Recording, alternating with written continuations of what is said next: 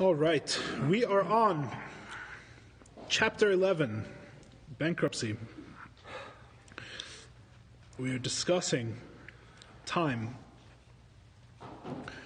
God's existence beyond time, time as a limited or finite creation. We've gone through the first paragraph of this chapter. The first paragraph basically entailed the philosophical treatment of time as a limited entity, which we covered at the very basic level. I was actually speaking with a friend of mine this week, and we were talking about some of the various quandaries and issues and all sorts of things. It's by no means a straightforward topic that we plumb to its depth, but we gave it the simple treatment. And the bottom line is, as the Tzemach Tzedek says, that it is inconceivable, it is impossible really, for time to be infinite in extent. And we basically explained, because time has a finite measure, it's limited it's measured in finite and defined quantities. Finite and defined quantities in summation cannot ever be infinite, because you can never achieve a true infinity from finite parts. And the same is really true of space. And time and space share this nature more or less. We explained that it's easier to understand with regards to space, because space is a lower and more physical thing, which can actually be measured at one time. It's kind of circular, but the bottom line is that space, it's easier to observe the phenomenon of space in being in finite portions than it is time, because time is inherently a little bit more spiritual, a little bit more abstract concept as space, which is why you'll find, I think, generally that there are more philosophical questions about very difficult philosophical questions with regards to time than there are to space. But the bottom line is, as we've said in the past couple of weeks, that it is inconceivable for the past to extend infinitely, or for time to be of an infinite construct. Generally speaking, infinitude is one. The infinite is unified. Time is not unified. Time is quantified. Time is bodily. There's change within time. Really, time and change go together, as we touched on, and we will touch on again. And God exists beyond time. And what we mean when we say God exists beyond time is not that he has existed forever, because that means existing forever within time. That's a certain type of infinitude. If time were to be infinite, you could imagine that God existed for all of that time. That wouldn't be a problem. But that's not the way in which God is eternal. God is not eternal within time. God is eternal beyond time. God exists on a different dimension entirely. The very same way that the number line continues to infinity, but you can never add 1 plus 1 plus 1 until you actually have an actual infinite amount, because the quantified amounts in their discrete parts can never equal a true infinity, because you could always add more, you could always subtract, you could always divide, right? It becomes even more nonsensical when you realize that you could add by millions instead of adding by ones, and you'd still never reach infinity. You can add by however much you want, whatever large a number you wish, right? And therefore, which means that 1 and infinity are the same, or 1 and a million are the same distance from infinity, so to speak. They're both equally non-infinite. No matter how many times you iterate the process, no matter how many times you add it, you never reach infinity. This indicates that infinity is not a number within time. Infinity is a notion. It's not a number. The same way that infinity is not on the number line, the same way that infinity is not really a number, the way we conceive of it's not an integer, so too God is not, he's not eternal in the sense that he is everywhere on the number line, so to speak, of time. He is eternal in the sense that he is beyond it. You could keep adding time and you would never reach his eternality, because his eternality is truly one and truly infinite and beyond these quantifiable measures. And that was basically paragraph 1. Paragraph 2, which we start tonight, God willing. So that was the easy part. That was the easy things to understand. That was the straightforward part. Tonight, we begin the hard part. We are going to explain that in addition to time, there is something called the order of time. There's two separate things, and this is clear from Torah sources. We're not speaking philosophically now. We're speaking in terms of what we know from the revealed wisdom, from prophecy and from Torah, and from holiness. We learn that there's really at least two different notions of time. There's time as we've been describing it, time as we're more or less familiar, with which we're more or less familiar from the physical world, and then there is something called Seder Hazman, which is the order of time, or ordered time. And this is a more spiritual, a more abstract, a more difficult to understand concept. Now, in order to understand what Seder Hazman, what ordered time means, and how there is a notion of spiritual time beyond the time with which we're familiar, we are going to go on a very involved and very deep-diving Kabbalistic exploration. Should excite some of our fellow class members. So we are not really going to get back in detail to the idea of ordered time tonight. We're not going to get that far. We are going to start the Kabbalistic explanation, which will begin to bring us closer to an understanding of what we mean by spiritual time. God willing, as these classes go on, we can maybe look at some of the Rebbe's thoughts, because I believe, if I'm not mistaken, the Rebbe has a letter or two about these two different types of time, and how they can even be applied to solve certain questions philosophically about there's different notions of time. I believe Einstein is brought in at some point. It's very involved. So maybe as the classes go on, we could look at those depending how we feel about what we're doing. Interestingly, in the Torah, the time is defined by the word olam. Olam va'ed. It's time is defined by the olam means time in the Torah. Forever, no? How it's normally translated? Yeah. Sela is forever, but olam is time. Le'olam means forever, no? Le'olam is va'ed. Ed. They all mean forever. I'm just saying Yes, there's a reason why the words are always used together. I mean, they're part of the same meaning, right? It does. That's the point. That's what Ronnie's pointing out. He's saying it's interesting that time and world are connected together in that way. Maybe we'll get to it. All right. We are on page 335 in the English. We are on the paragraph break in the Hebrew. Va'amnam. Va'amnam. However, it's a big however. We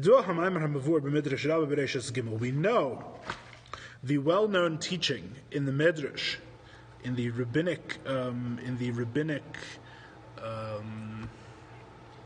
explication of the book of Bereshis, the famous Midrash Rabbah, Al Pi Vayehi Erev, Al Pasuk Vayehi Erev, on the verse Vayehi Erev, and there was evening, away from the beginning of the Torah, the fifth verse of the Torah. Amarav Yehuda Bar Simon, Malamed Shahaya Seder Zmonim Kedem Lekein. What this teaches us is that there was an order of time even beforehand. Sheyira Midvarov, which seems to imply Shahaya Zman Kedem Brias Ha'ilam. There was time before the creation of the world. So we have been spending the whole beginning part of this chapter saying that time is a finite creation. Time is created with the world. Time is not eternal, which is a weird thing to say, but time is not eternal in the sense that God is eternal. Time is something that has a beginning and an end. It comes in quantifiable parts, right? Time is not infinite. It is not a kadman. It is kadmai haheder. It is preceded by nothingness. It was created. Time is a creation. And yet, we have a midrash in which it says that time, Seder Zmanim Kedem Lekein, there was an order of time beforehand. There was an order of time before the creation of the world.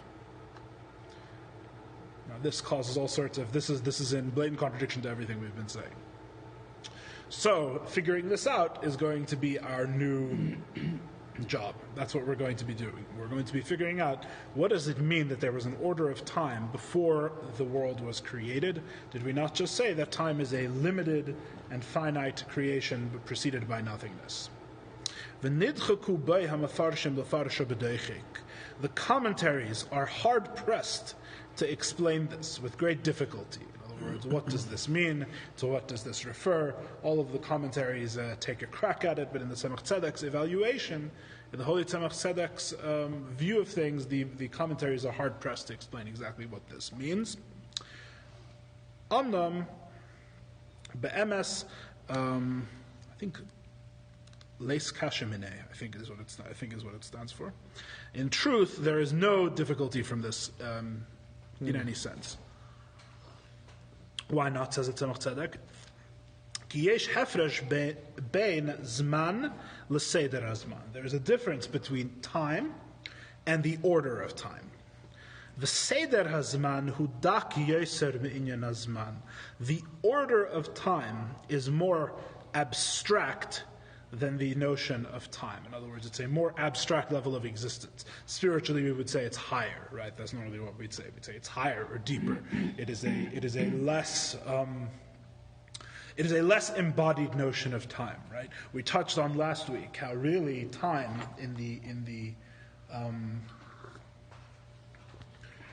time is really, in a sense, a dependent creation in some ways. We touched on this last week. That time is really defined by the change of things, right? There's a whole question: if nothing existed, if there were no objects and there were space, would there still be time? Because time is really the relation of change in various things, right? So the whole notion of time, as we normally conceive of it, of past, present, and future, right, is with regards to the way things change. Something was one way before, and something is one way now, and in the future it will be different, right? Since time is only really measured through change, this is part of the philosophical difficulty, because once you say things are only measured through change, then you can have an opinion which says that the past and future don't really exist at all, right? It's just one is a memory, and one is what imagines what will happen, only the present exists, right? There's all sorts of interesting things you can do, because time, unlike space, which is, again, this goes back to how space is a more physical and less abstract than time, right? Space,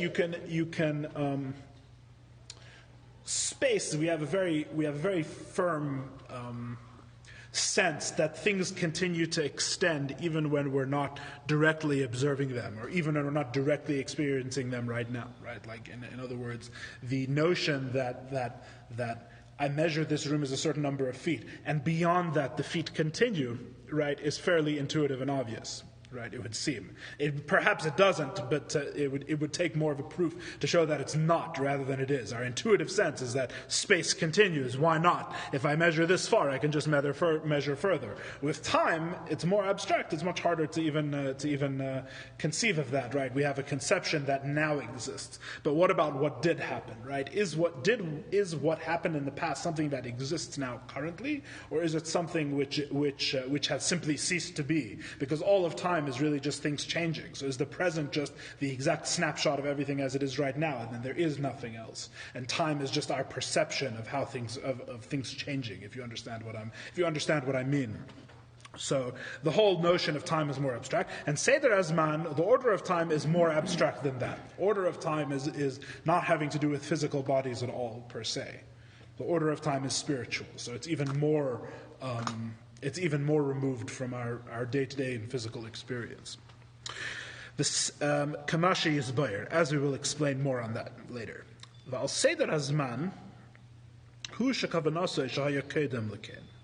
It is this order of time which existed beforehand, that he is referring to in the Medrash when he says that Rabbi Yehuda Bar Simon is referring to when he said that it existed beforehand, before the world's creation. So time was created with the world, but the order of time existed before the creation. So how can there be order of something that didn't exist? It's not. We didn't say order of time of the world. We just said order of time. We're getting there. However, the order of time is not eternal, is not primordial the way that God himself is. May he be blessed. It too was created and was preceded by nothingness. So we've bracketed the idea of Seder HaZman on both sides, right?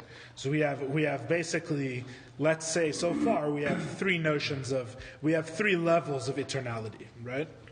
Time is a creation. Before it, nothing existed. Time is absolutely finite, and it was created with the creation of the world. Then you have something called the order of time. The order of time, we haven't really grasped exactly what it is, very hard to understand, but it's above time. It existed before the world was created, whatever that means. However, it also was preceded by nothingness. So it is a creation, but it is a creation, or it is not God. It is not primordial. It precedes the world, but it itself is not primordial. The question is, what do we even mean by precedes in this sense, right? This opens up all the questions. We don't really understand what this means. And before the order of time, you have God himself, who is obviously, God forbid to say, that he is preceded by nothing. God who has existed forever.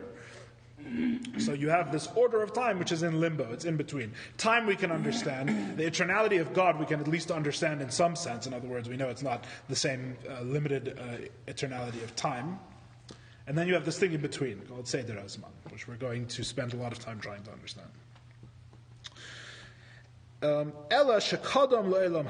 So even though it is not primordial, it precedes the world considerably.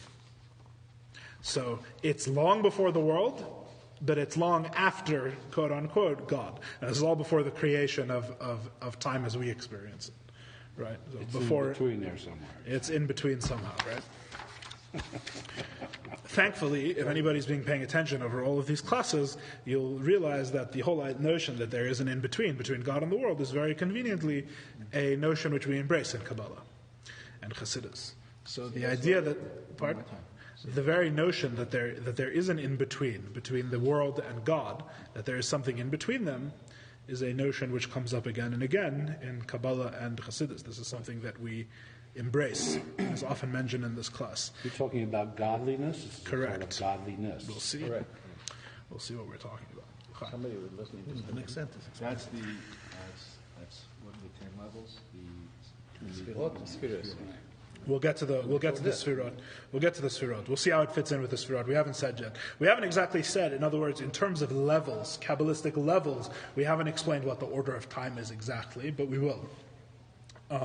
All we're saying is that it's between what is created, true creation, in other words, completely separate from God, and God himself. It's in that in-between realm of godliness, of the spiritual realities, the expressions of God, which are neither him nor a separate creation, as we will get into what this is. And there is a notion of the order of time, of Seder HaZman, the order of time, which existed before time as we conceive of it. Before, quote unquote, right? V'al derech she'amar, we are at the top of page 337. V'al derech she'amar Rav Avuhu Sham. As Rav Avuhu says in that very medrash, right? So immediately after, I believe, we have this line which says there was an order of time beforehand from Yehuda Bar Simon, right? Yes, from Rav Yehuda Bar Simon. Immediately after that, Rabbi says that there was an order of time beforehand. Rav Avuhu says, "Melamed shayabeina ilimei semachrivon." This teaches us, very famously, that he would build worlds and destroy them. Before the world was created. Correct. Before the world was created. He would build worlds, and then he would destroy them. So there's a whole notion of spiritual realities that precede our world. They are created, and then they are destroyed. This is beyond. This falls into the order of time, or no? This is what we're describing. Yes. Yeah, Tohu falls into the order. We're going to get there. We're going to get to all the spiritual levels and all these things. So he said so before the world was created, God built worlds and destroyed them. And he would say, these please me and these do not please me. Right? He would create them, they pleased him, and they do not please him, and he would destroy them. It's a very strange image. You have to understand what this means. And from that time, the building of the world, binyan ulamas hanal, hayanimtza seder azman. From the time when he began to build these worlds, there was an order of time. That's what we're referring to. When we say the order of time, this order of time refers to when he would build worlds and he would destroy them. But there was a change, some kind of a change. Yeah, the whole idea of building worlds and destroying them implies, right, that there's some sort of motion, there's some sort of change, there's something taking place. Some kind of space. Something is occurring. And when something occurs, it occurs over time, or what we're calling here Seder Hazman. Not time, but the order of time. And why would we're talking about the Tzemach Tzedek, right? Yes. Why would you think that there were worlds that were destroyed? That's speculative. It's a midrash. It's what it says in the Tzemach Tzedek. There's sources. He didn't invent it. Sources. What Ronnie said.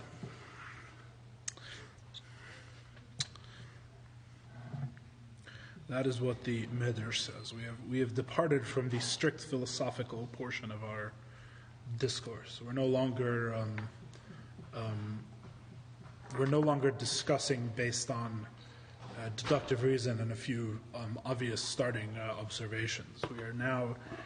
We have launched ourselves into the Kabbalistic understanding or the Torah understanding of time, which is non-observable. What we're talking about now, Seder Hazman, is not an observable phenomenon in any way.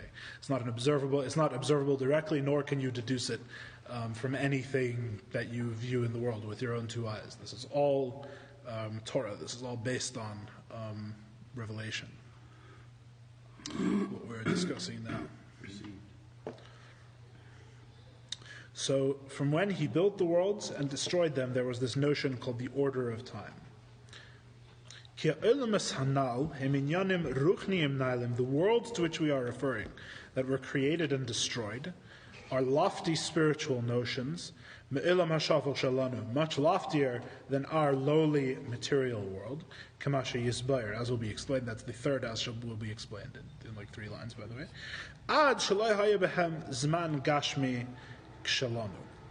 To the extent they are so removed from our physical reality that they do not did not have a physical time like our time. Ella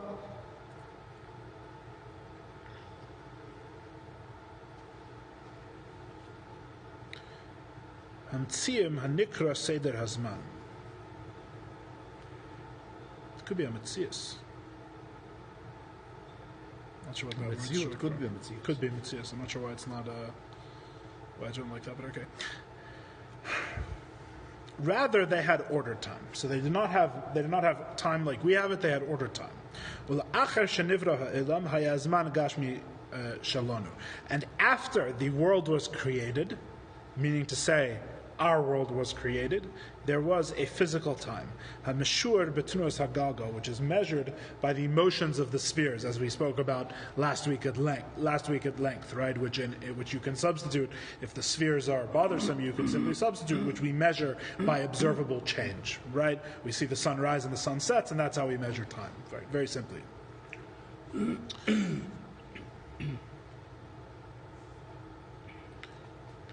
Okay. So far clear. I think that's pretty straightforward. We don't really understand what any of it's talking about, but what it says is straightforward. In other words, we get the categorizations of time, and then there's the order of time, and then there's God who is beyond both. We understand that. Before the creation of these worlds, to which we are referring, the ones that were built and destroyed, Gam Seder Hazman Lo Haya. There was also no order of time. Ella Hayahu Yisbarech Levadei Hu. He, may he be blessed, was completely alone. Shehu Lamayla Min Hazman Legamrei Kanal. He is totally transcendent of time. Here we are ready. The people who are thinking should be uncomfortable. This is weird. This is weird stuff we're starting to talk about now. Because what we're saying is like this, right? The whole notion that something can exist before time is a very troublesome notion. Right? What do we mean by before? Well, as we're going to explain, there's this notion of Seder Hazman. And Seder Hazman means that it's not before temporally, in the sense that we normally say. We mean it's before causally, even if temporally it is present at the same time. Really, it exists beyond the limits of time. But the point is that we're talking about a causal order, right? There's cause and effect. Cause and effect, a whole chain of them. There's a whole series, there's a whole system of cause and effect. And this system of cause and effect has a spiritual notion of space and a spiritual notion of time, as we're going to explain at great length. Now, we're saying that before that, right, this notion, even if we don't understand exactly what we're talking about, it should evoke this feeling that this is why this is all part of this discourse, because this should remind you of a lot of things that we've spoken about before. Before this, there is God, who exists totally transcendent of this system. But when we say before this now, we have no notion of what before this means in any sense.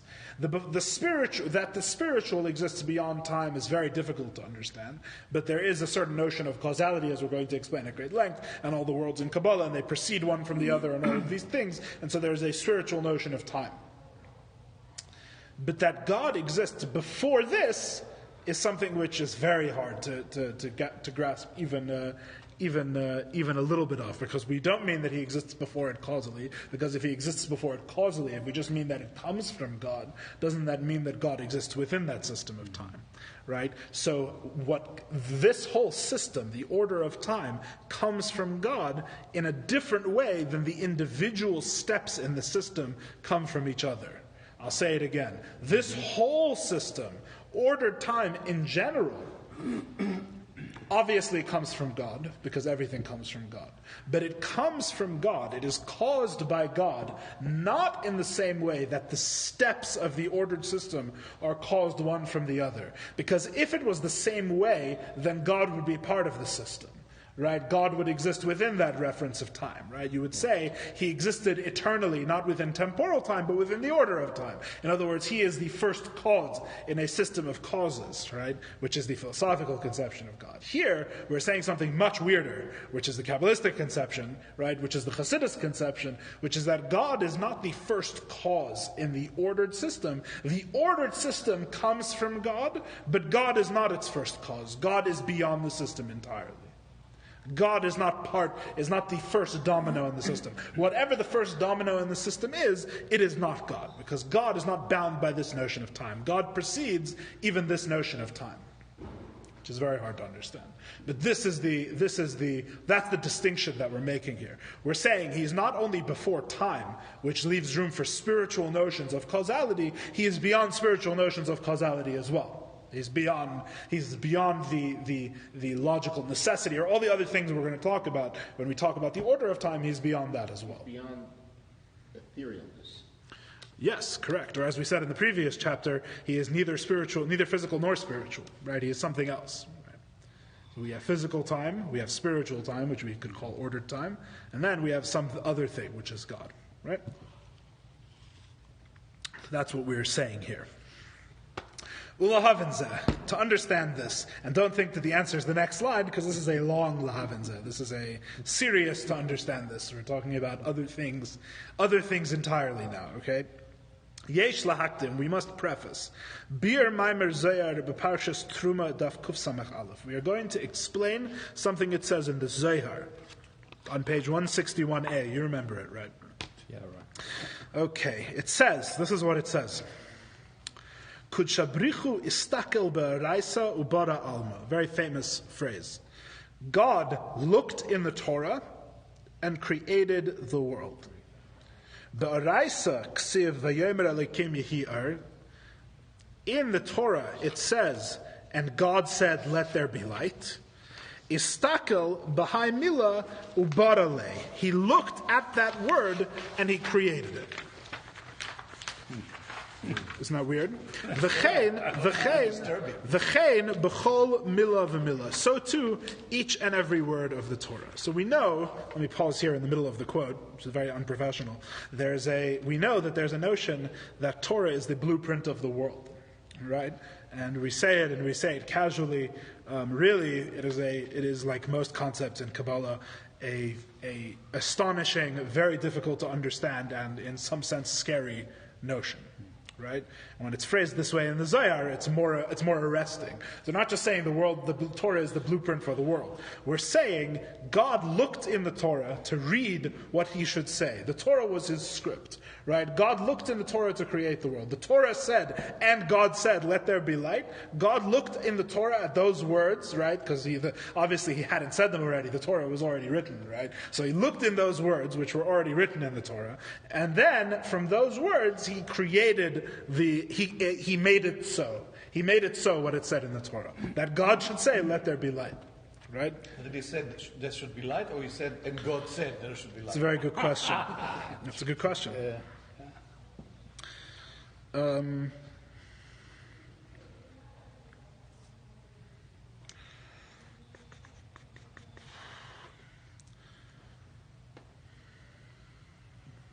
The answer? Oh, to that question? We'll get to it maybe. We're going to revisit the Zohar. We're about to explain the Zohar at great length. Vahu had the kasav, I think is the Rosh Tevos. The eya etzle amen. It says the verse says in Mishlei, "I was his tool." The Torah says, "I was his tool." Uman loiksiv. It doesn't say, "I was his craftsman." Lav da'araisa bara alma. The Torah did not create the world.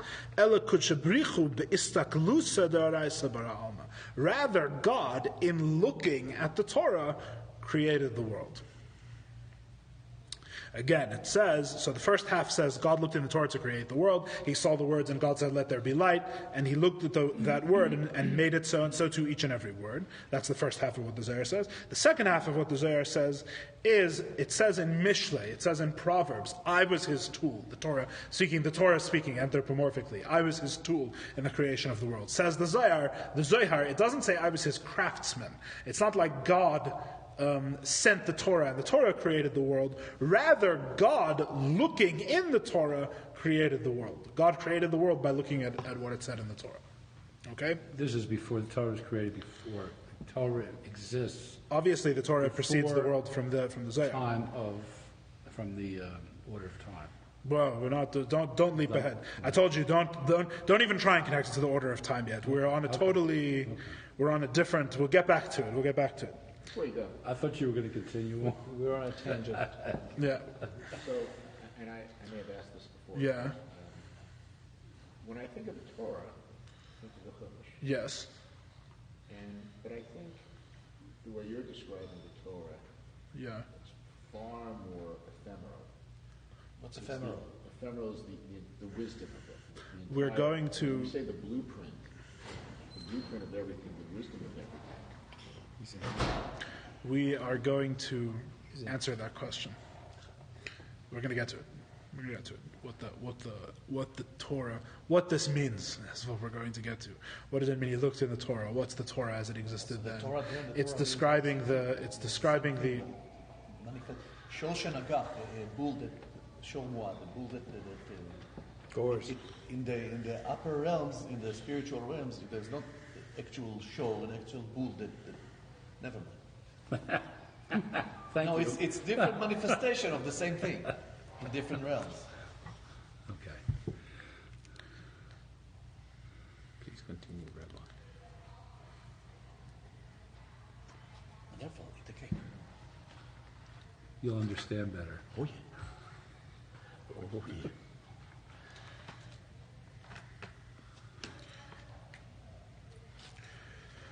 V'tzarich lahavin. We have to understand the mashma. It is implied. Shebilti ha'estaklus loy haya be'efsheri livrei chas v'shalom.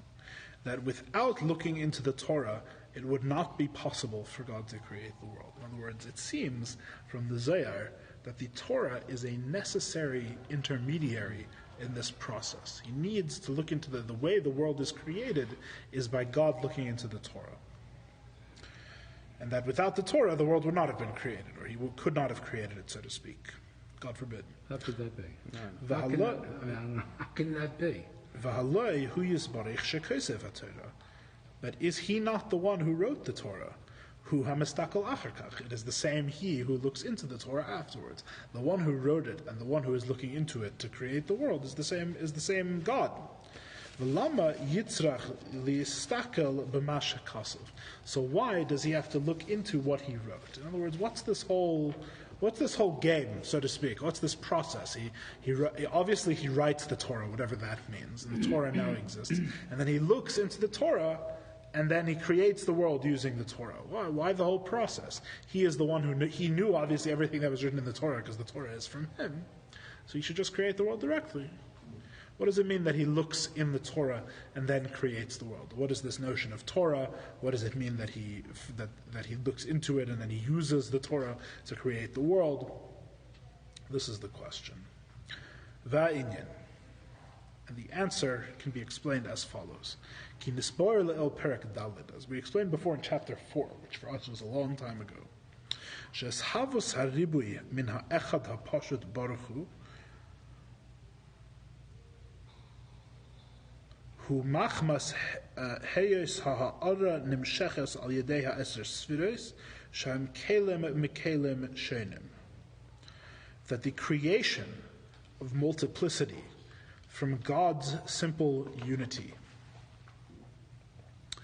is through the expression of a ray which is drawn through his 10 spheres, Shem Kalim Mekalim Shenim, which are comprised of different vessels. Right? I'll remind you that the spheres are the intermediary or the means by which God creates the world. And we had a whole discussion of what are the spheres. The spheres ultimately are comprised of lights and vessels. The light is the presence or the expression of God's infinitude within the spheres. The light is one, as we described. The kalim, the vessels, are 10 different vessels, right? And it was through the interaction of light and vessel and the very existence of this whole system of light and vessel that at the beginning of the Maimer we were able to resolve all of the contradictions that we had between the philosophical and the Kabbalistic conception of God. That's what we were talking about back then.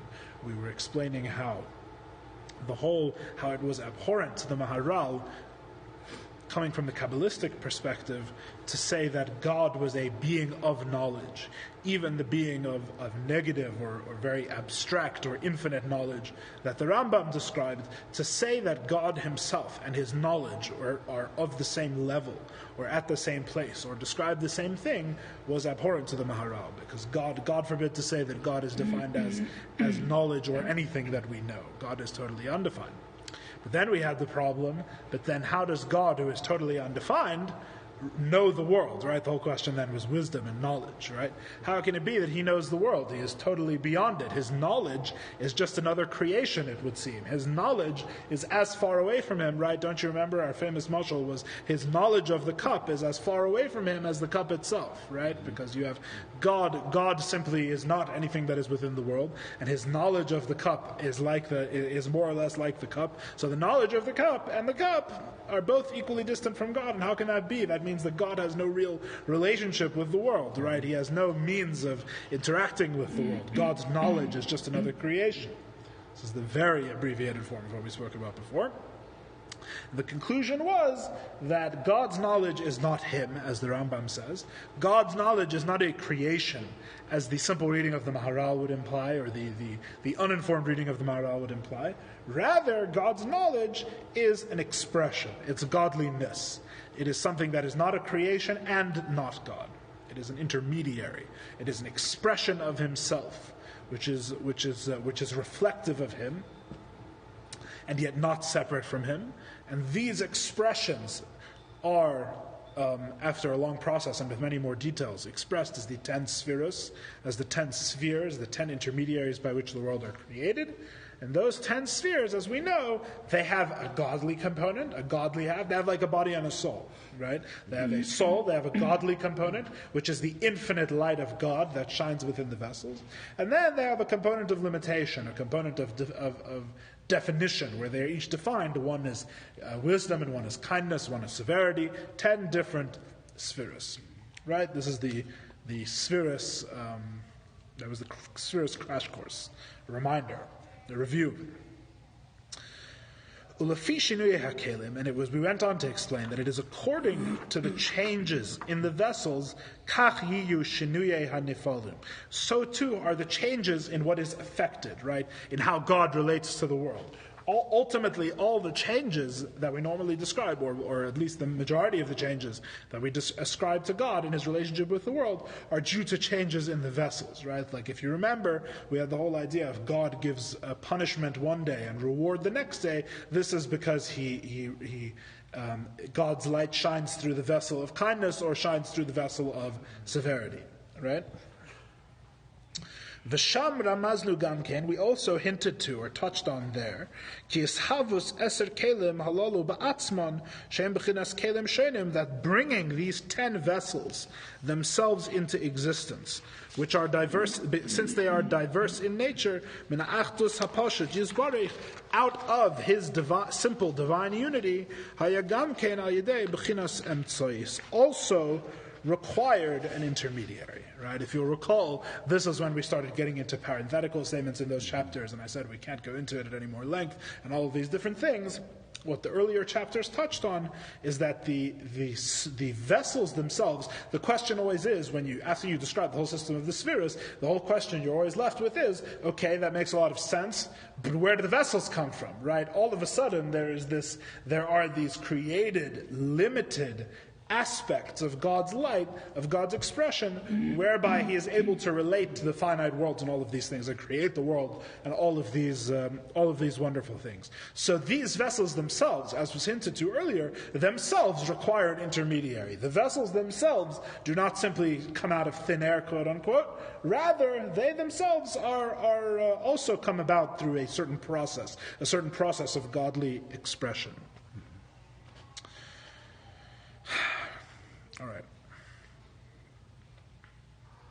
Yes, question so far, because it's going to go. We're heading for deeper waters.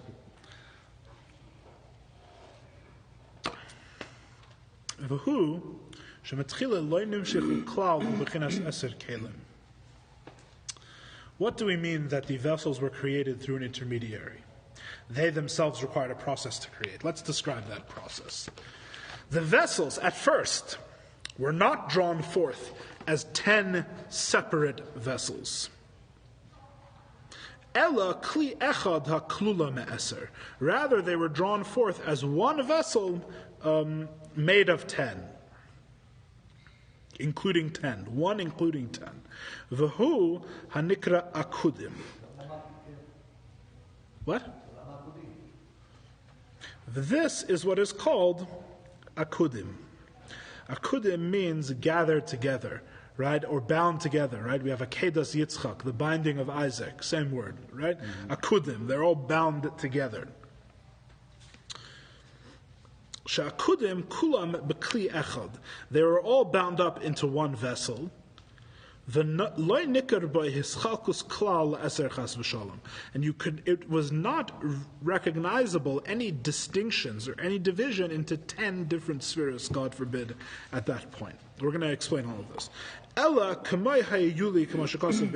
Rather, they were like the hiyuli, which we've had before, right? We had, I think in the previous chapter, like the hylic matter, as is written in the Eitz Chaim, right? It's a mashal, it's a metaphor, right? They were like the hylic matter, meaning to say, if you remember what we described, that the hyl is matter without form, which we cannot even conceive of.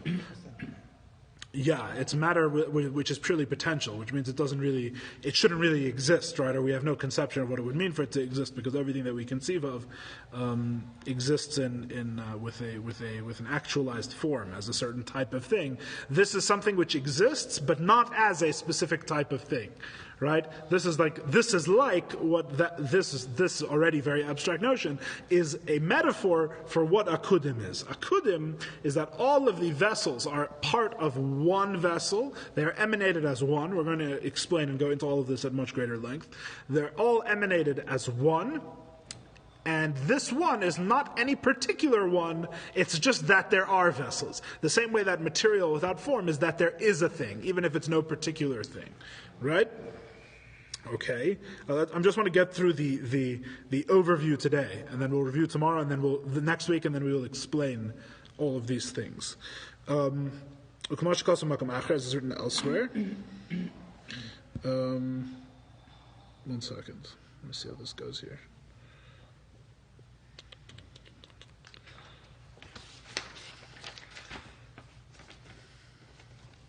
Okay, let's go a little further. Gamke mashal lazeh, another metaphor for this idea of akudim, is for the beginning of the descent of the soul to be invested in the limbs of the body. Terem shemislavesh beprotus ha'evarim, before it encloses itself in these specific limbs and the specific body parts. She'az nichlalim ba'ekol ha'keiches ha'mechulaka shenimtzo acher kach ke'echad mamish. At this stage, it includes in complete oneness all of the parts, all of the parts as one that will later become distinct. And even though afterwards they differ from one another, like for example, coldness in the brain and warmth in the heart. In other words, when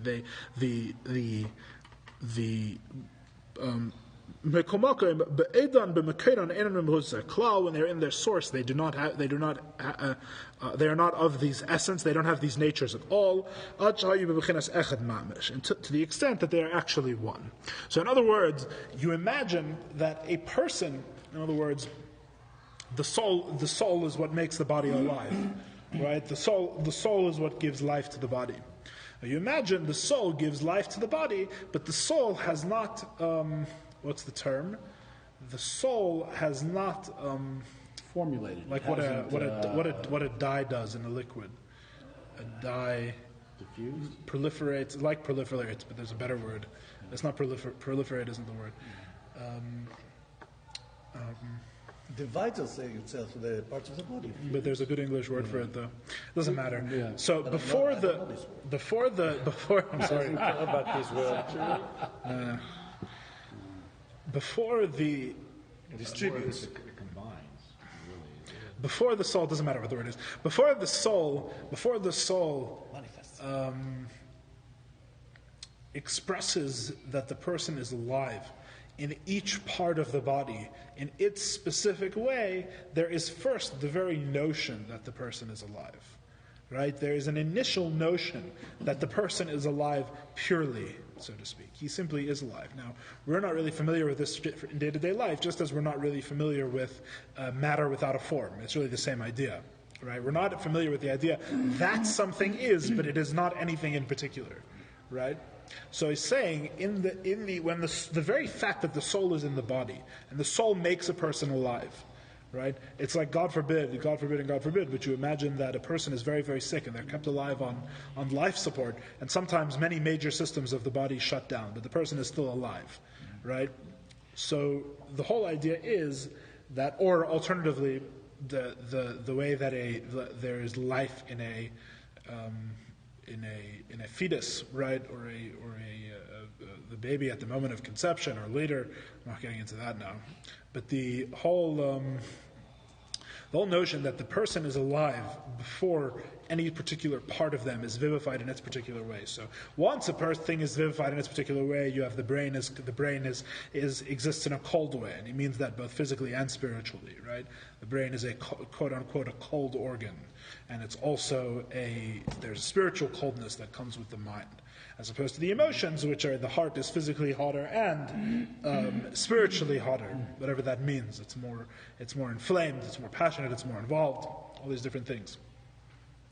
So before the things later differentiate into the different aspects of being alive, that each limb is alive in its particular way. Before that, the person is just alive generally. There's an essential and united life that is within the person.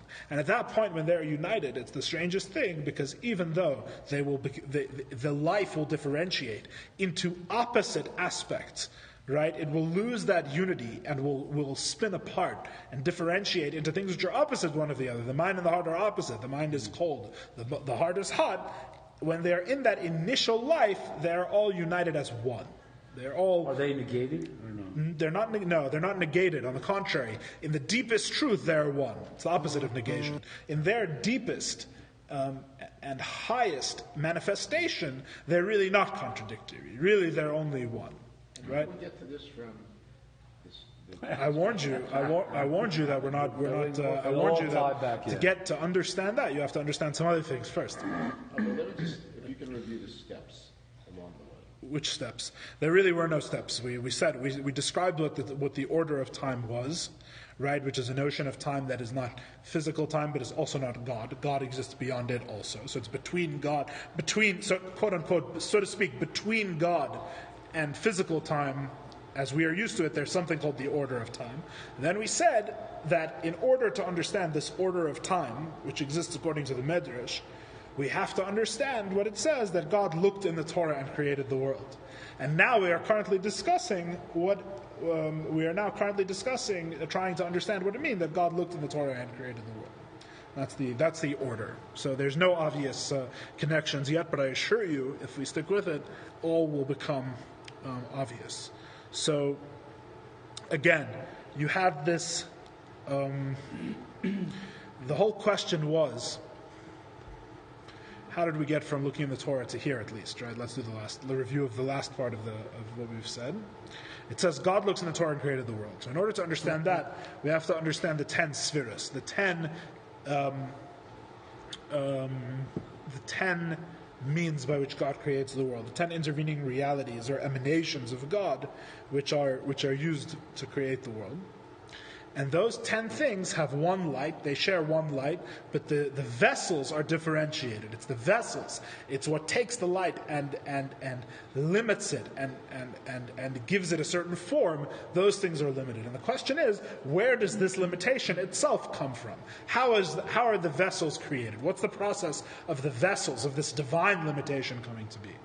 And we said that the first step of the vessels have a whole creation process. There's a whole manufacturing process for the vessels.